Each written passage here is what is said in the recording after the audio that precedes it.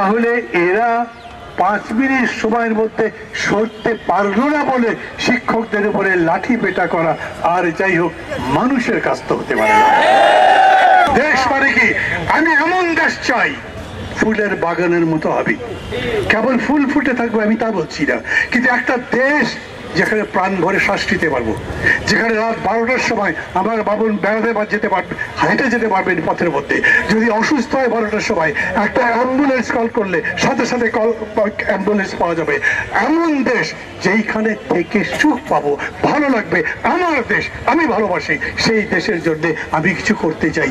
সেই দেশ গড়তে চাইলে এই রকম ব্যবস্থা তো করতে হবে।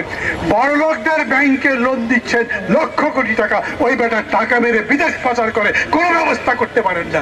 অথচ গরিব মানুষ যখন বলবে আমার মেডিকেল ভাতা দাও, আমার বেকার ভাতা দাও, তখন মেম্বার সাহেব আসবে টাকা চুরি করা যায় কেমনে, তখন এমপি সাহেব আসবেন ওর মধ্যে মাল কামাই করা যায় কেমনে, ভেঙে দিতে চাই, সব কিছু বদলে দিতে চাই। সেজন্যই তো আমাদের লড়াই, তো সেই জন্যই এত বছর ধরে লড়ছি কেন, এখনো লড়ি কেন, আজও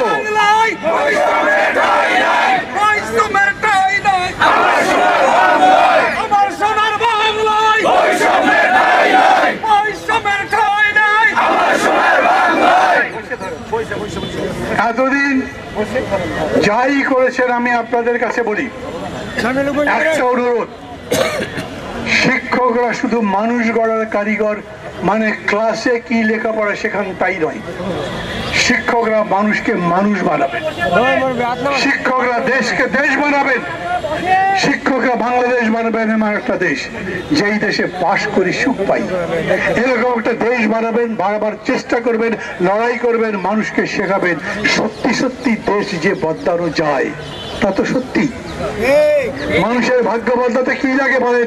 আর একটা পয়েন্ট বলবো বলে আমার বক্তৃতা শেষ করব।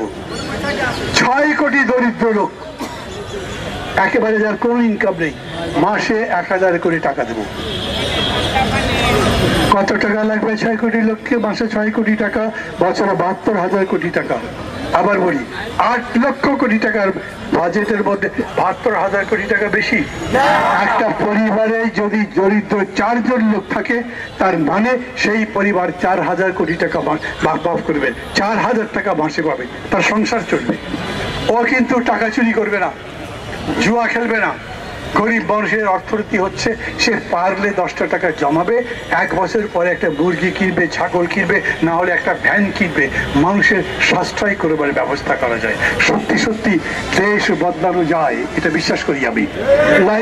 লাইক বারাক ওবামা আমি বলতে পারি ইয়েস উই ক্যান, যদি আমরা চাই, যদি সরকার চায়, এমন সরকার চাই যেই সরকার জনগণের এই কল্যাণের কাজ করবে।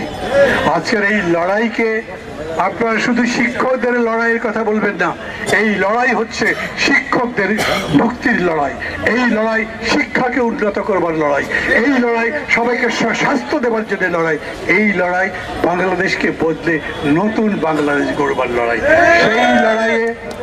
সেই লড়াইয়ে এবং বিশেষ করে আপনাদের এই লড়াইয়ে আছি, এই জন্যই